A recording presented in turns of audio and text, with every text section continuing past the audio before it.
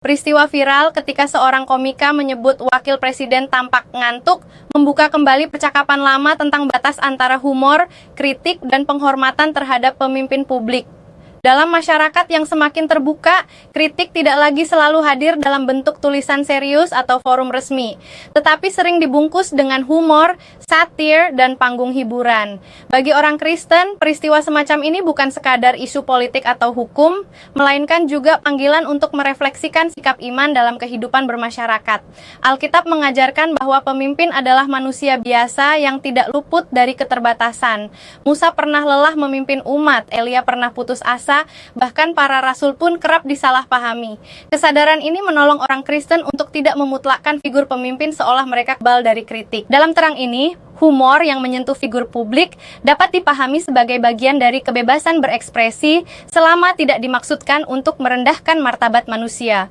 Namun, iman Kristen juga menegaskan pentingnya menjaga perkataan. Hendaklah perkataanmu senantiasa penuh kasih. Kolose 4:6. Humor yang baik bukanlah humor yang melukai, mempermalukan, atau mengerdilkan seseorang hanya karena posisi atau penampilannya.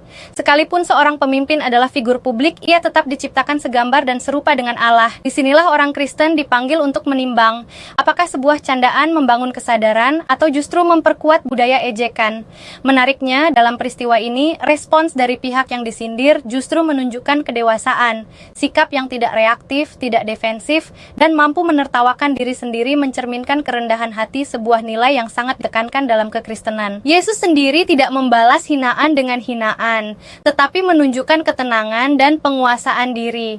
Dalam konteks ini, orang Kristen dapat belajar bahwa kekuasaan sejati tidak terletak pada kemampuan membungkam kritik, melainkan pada kebesaran hati untuk menerima perbedaan. Di sisi lain, reaksi masyarakat yang terbelah juga patut dicermati.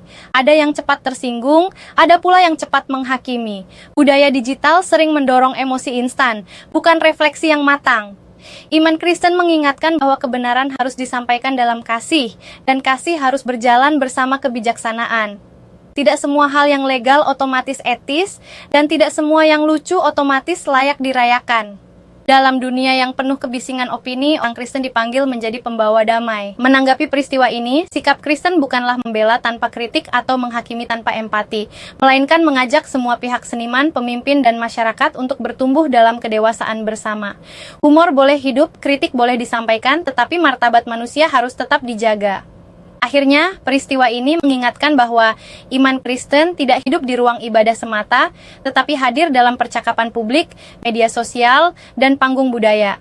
Di sanalah orang Kristen dipanggil untuk menjadi terang, bukan dengan teriakan, melainkan dengan hikmat, kasih, dan penguasaan diri.